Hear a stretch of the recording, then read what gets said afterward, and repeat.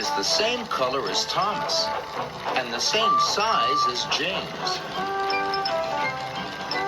He can pull coaches and push freight cars.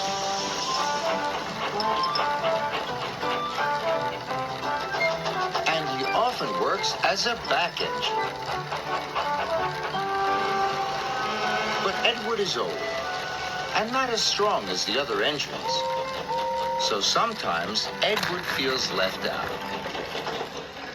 The Duke and Duchess of Boxford came to visit their new summer house. They came on their own private engine called Spencer. Spencer is big and silver and very fast. When Spencer pulled into Knapford, his driver had exciting news for him. "You have beaten Gordon's record," he said. "Of course," boasted Spencer. "I'm faster and finer than all the engines on Sodor put together." Sir Topham Hatt's engines were very cross.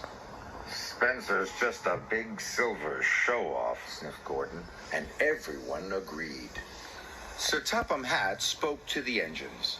"Spencer will take the Duke and Duchess to their summer house. Another engine will take their furniture." Sir Topham Hatt's engine saw the chance for a race.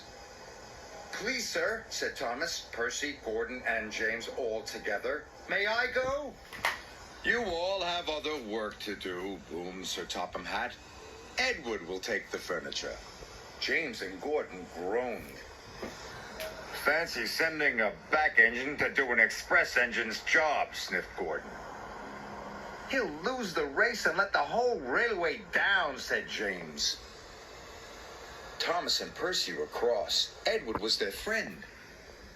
"Spencer has a bigger boiler," said Thomas, "but that just means more hot air." "And honest steamy can beat a pouty puffer any day," added Percy. Edward set off. Slow and steady. "We'll do my best, we'll do my best," he puffed.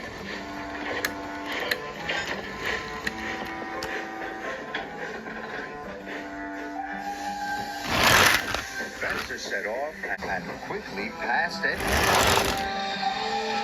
"I've won already," he boasted. And with a whoosh, he was gone.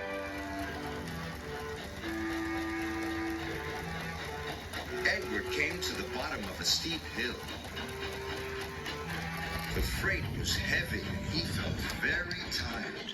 MacDonald and Douglas were waiting at the junction. They had heard about the race.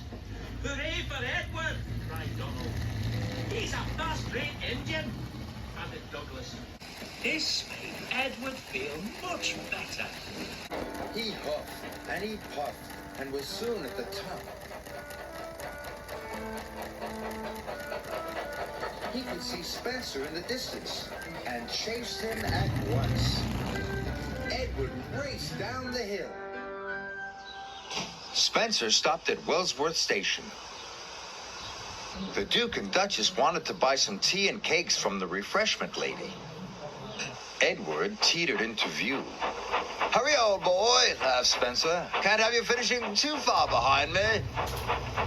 Edward wished he could have a rest too, but the station master and the porters had heard about the race. "Hooray for Edward!" they cheered. Edward picked up steam and proudly puffed past Spencer. But then the Duke and Duchess finished their tea, and Spencer was off in a flash. He roared past Edward. "Fastest and best, he boasted. Edward was nearly out of puff. The furniture felt heavier than ever.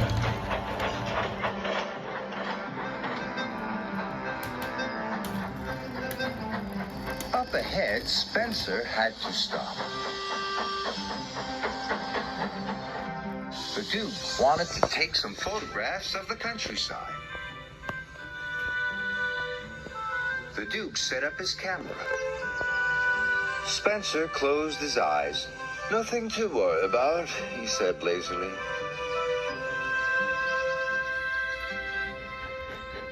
Gordon was returning to Brendam Docks.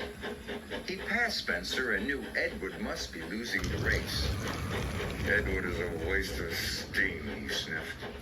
But when Gordon passed Edward and saw how hard he was trying, he felt bad about what he had said.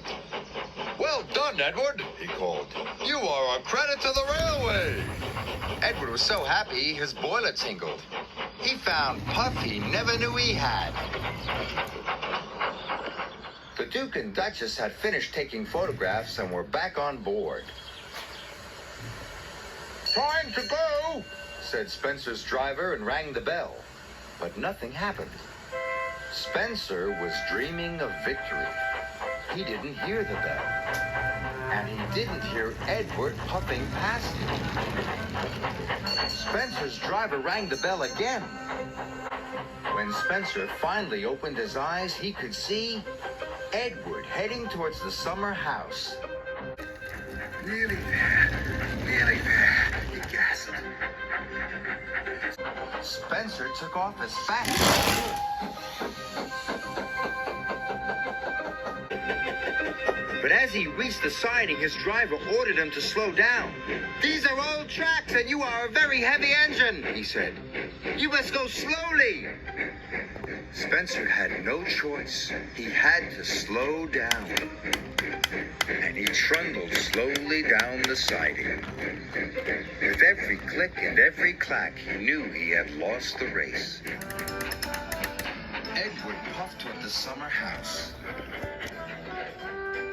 "I've won," he gasped. "I did it!"